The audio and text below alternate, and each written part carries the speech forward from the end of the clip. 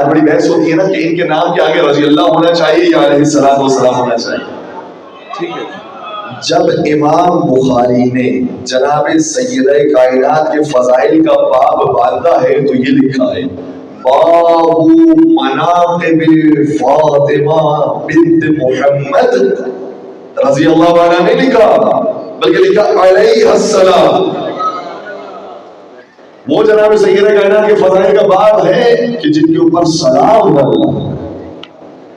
تو اگر کوئی یہ بل پاس کرنے کی کوشش کر رہا ہے کہ صرف علیہ السلام کہا جائے گا تو نبیوں کے نام کے ساتھ کہا جائے گا تو ضرورت سوچیں کہ اگر آپ نے یہ بل پاس کر دیا تو اس بل پاس کرنے کے نتیجے میں اگر دوسرے آپ کی نظر میں کافر ہو رہے ہیں تو خود آپ کے امام بھی کافر ہو جائیں گے.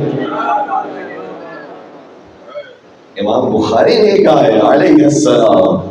اور میں کہوں گا ان بڑے بڑے بزرگان سے ذرا اپنی کتابیں تو دیکھو کیا تمہاری کتابوں کے اندر روایت موجود نہیں ہے. امام فخر الدین رازی نے اپنی تفسیر کبیر کے اندر روایت لکھی ہے. مشہور روایت ہے میں شاید آدھا جملہ پڑھوں گا آدھا جملہ کو خود یاد آ جائے گا. پیغمبر نے شاہ فرمایا تھا من اراد ان ينظر آدم فی علمه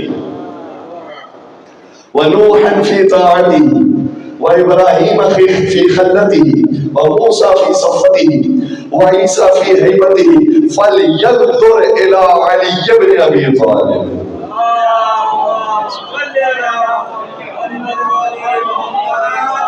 ذرا سوچے تو صحیح کیا فرمایا نبی نے. نبی نے شاہ فرمایا اگر کوئی شخص آدم علیہ السلام کو ان کے علم کے ساتھ دیکھنا چاہے, نوح علیہ السلام کو ان کی بندگی اور اطاعت کے ساتھ دیکھنا چاہے, ابراہیم علیہ السلام کو ان کے مقام خلت کے ساتھ دیکھنا چاہے, موسیٰ علیہ السلام کو ان کی ہیبت اور طاقت کے ساتھ دیکھنا چاہے, عیسیٰ علیہ السلام کو ان کی پرہیزگاری کے ساتھ دیکھنا چاہے, تو ان سارے انبیاء کی ذات ایک علی کی ذات میں مل جائے گی. یہی تو فرمایا ہے نا. اب ذرا مجھے بتائیے جب آدم کا نام آتا ہے تو علیہ السلام کہتے ہو یا رضی اللہ کہتے ہو؟ نہیں ہے مجمع صاحب بات نہیں بول رہی. آدم کے ساتھ کیا کہتے ہو؟ علیہ السلام. نوح کے ساتھ کیا کہتے ہو؟ ابراہیم کے ساتھ کیا کہتے ہو؟ موسیٰ کے ساتھ کیا کہتے ہو؟